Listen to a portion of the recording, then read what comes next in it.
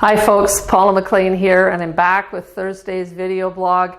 Today we're going to talk about employee retention, and specifically I want to talk about why do we lose relief and casual employees at a much higher rate than we lose other people.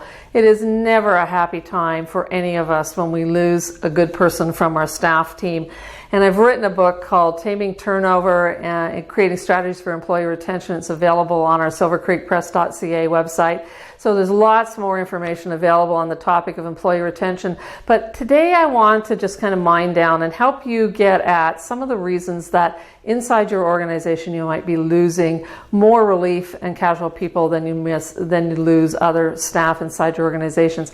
Now, when people talk about this, when I'm working with agency managers and supervisors, they often have they're kind of mystified, and they're not quite sure what is happening that causes relief and casual staff to leave at a higher rate.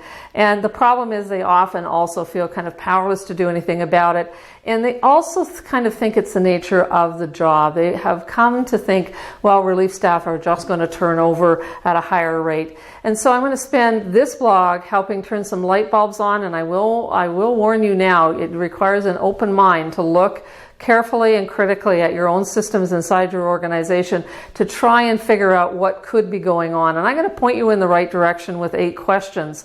But you have to kind of do the work, and I'm going to ask you to do a homework assignment by looking at those 8 questions between this Thursday's blog and next Thursday's blog.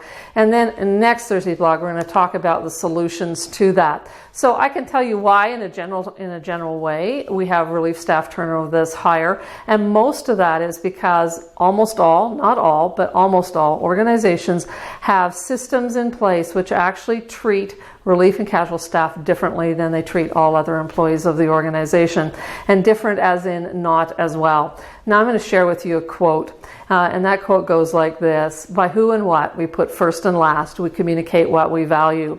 And then I'm going to ask you a question. How do you value? What value do you place on your relief and casual staff?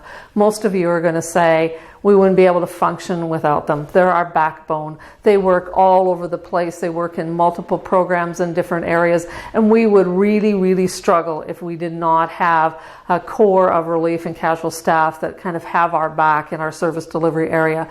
We often also look to relief staff as that core of people who we might consider hiring into full-time, part-time, permanent kinds of positions inside the organization. So relief staff are kind of, your proving ground for, do they have the skills, do they have the work ethic, are they a good fit with the organization, with the people we serve.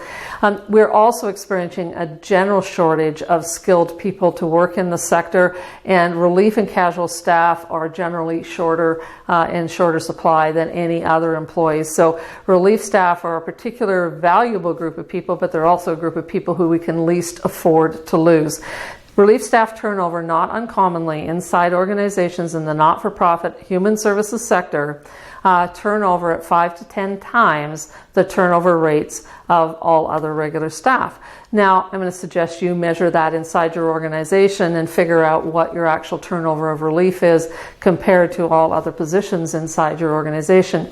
Let me give you another piece of information. $5,000 per employee is roughly what it costs, and that's a very conservative estimate. If we took up all of the information, we'd probably come to a much higher number. But at least $5,000 per employee is what it costs you to lose somebody, replace them with someone else, and bring that person up to speed so that they're fully functional in their role.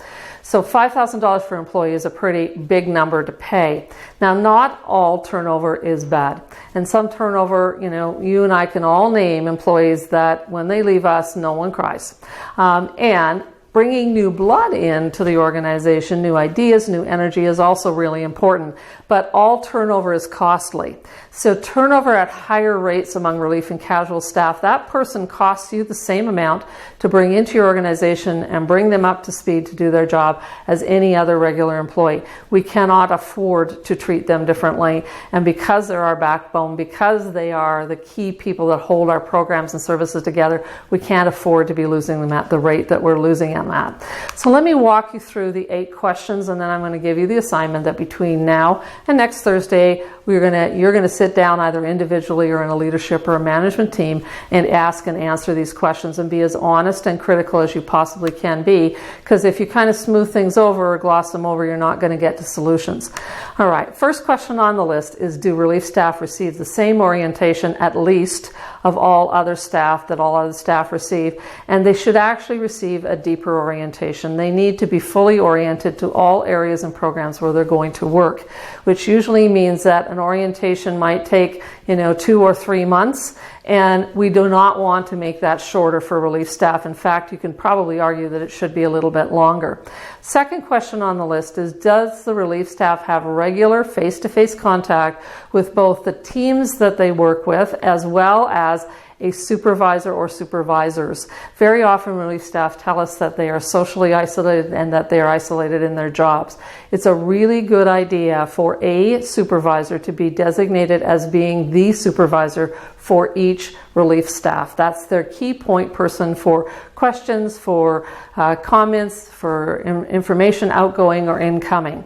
Third one on the list is, do relief staff and casual staff have access to the same communication methods? For example, do they have an agency-owned email address? And do they have the same information coming to them that all other staff have? And secondly, do they have the same opportunity to provide input and feedback?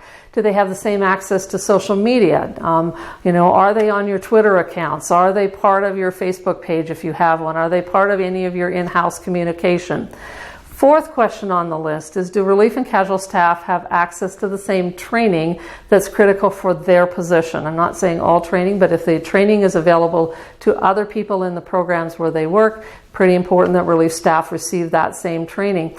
And if that training is provided normally during a weekday, during work time hours, and relief staff are not typically accessible during that time, is that training either duplicated or is a good video taken of that training that allows the person to log on to a server and be able to watch the video training at another point in time? The next question on the list is, do we have a mechanism for input when we're making changes, for consultation, we're making changes inside the organization? We should be doing that with all employees, by the way, but very often relief staff are left out of that process. And so we need to create a way of engaging them in discussions and dialogues, meetings, surveys, et cetera, that get their input, and that creates a sense of attachment, belonging, and engagement for them. Sixth question on the list, is, do we kind of deliver on our promises? So, in a job interview, we're pretty keen. If we've got a good candidate, we want them to say yes. And so they ask us how many hours that we'll have available to them. And we say, oh, well, during peak times, you could be working full-time hours, at least 3/4 time hours. And, during other times of the year, well, I think probably a minimum of, and then we throw out a number like 10 hours or 15 hours a week. When I've interviewed relief staff as part of employee satisfaction surveys, they'll often say, I was promised 15 hours. Now, whether they were really promised or whether that number was part of what was just thrown out, but they'll say, I'm only getting 6 hours a week, or weeks go by and I don't get called. I often get complaints, on the other hand, with supervisors saying, we call our relief staff and they don't want to work. Well, low level of engagement is an indicator that you don't kind of communicate with that person in the same way. They don't feel a sense of attachment or belonging, and they're less likely to be saying yes when you call them to work, and less likely to say yes, particularly when you call them on hours, days of the week, etc., where the notice is short, where the weather is bad, whether it's a Sunday or a stat holiday, and that kind of thing. So what we really want to do is to say, do we actually deliver on our promises that we made during the interview or during the early days of employment? Next one on the list is, do casual employees and relief employees have the same compensation as regular employees? They should be compensated at least at what the position is that they are replacing. If it's a typical relief, casual kinds of situation, they should receive annual increments. They should be part of the bonusing program if there is one inside your organization.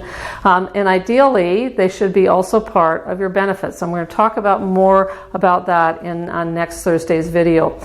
So what we want to do is ask, how are we treating them differently in terms of compensation, benefits, wages, and etc.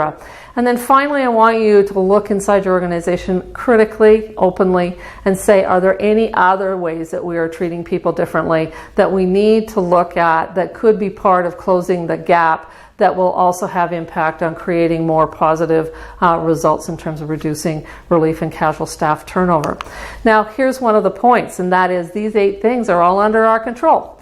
As managers and supervisors, we have an enormous amount of influence in being able to change these things.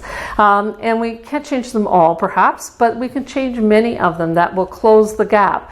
And so all of these are policy related, they're procedure related, they're about the culture and history of the organization. And very often we are unintentionally, quite innocently, treating relief staff, who remember are our backbone. They're the people who we rely on and we could not function without. We are treating them systemically different and not as well as we are treating other staff inside the organization.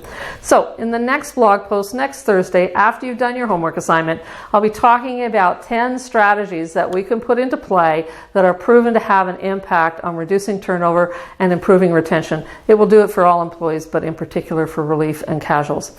So until next week, I'm Paula MacLean. I'm your leadership coach. All the best.